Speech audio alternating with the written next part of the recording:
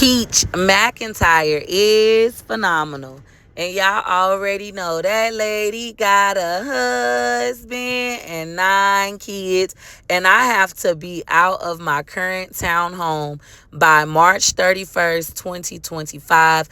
As you guys know, I had an eviction filed on December 12th of 2024 because I did not pay my rent in a timely fashion. It gave me a 3-day notice, still didn't pay.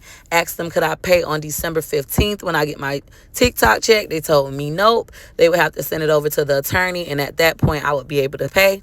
I said that was fine. By December 15th, before they even told me it was sent, before I had even got served by the sheriff's office, my eviction was all over TikTok. Somebody had found it, posted I was getting evicted. So that's how I actually found out that my eviction was filed. Anywho, I did pay all my rent in the month of December, and I ended up also paying the attorney fees, and I went ahead and paid my January rent in December. That eviction I thought would be closed and I would be able to stay here and continue my lease. However, people on the internet, the PAHs, start calling my rent office every day, start going on the rental website, leaving bad reviews, started emailing corporate every day, letting them know that I was living there with 9 kids and a husband, and telling them that I was bringing down the property value. They were leaving bad reviews on the company's website.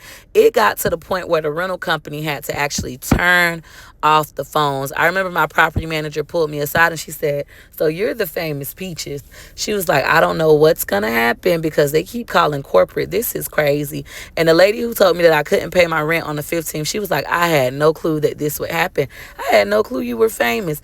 I don't consider myself famous. I consider myself normal. But anywho, I paid my rent for February and the month of January. We finally ended up going to eviction court via Zoom on Friday, February 14th, which was Valentine's Day of 2025.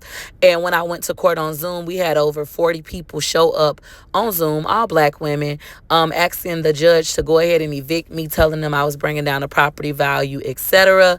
I told the judge that I did not feel comfortable continuing the meeting on Zoom because these black women were recording me to put it all over social media, and that is not legal in the state of Florida. The public cannot record court hearings and trials unless you get permission. All right. So anywho, he rescheduled our court date to, I believe, February 18th, which was a Tuesday of 2025, because Monday was a holiday.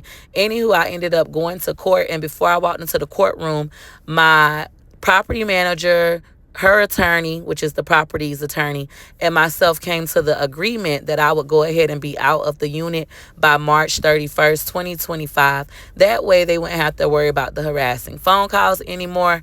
It was just the best thing for all parties involved. I also felt like that was more than enough time for me to get myself together, and I'm getting myself together. My finances are in a great spot. Hopefully we find a place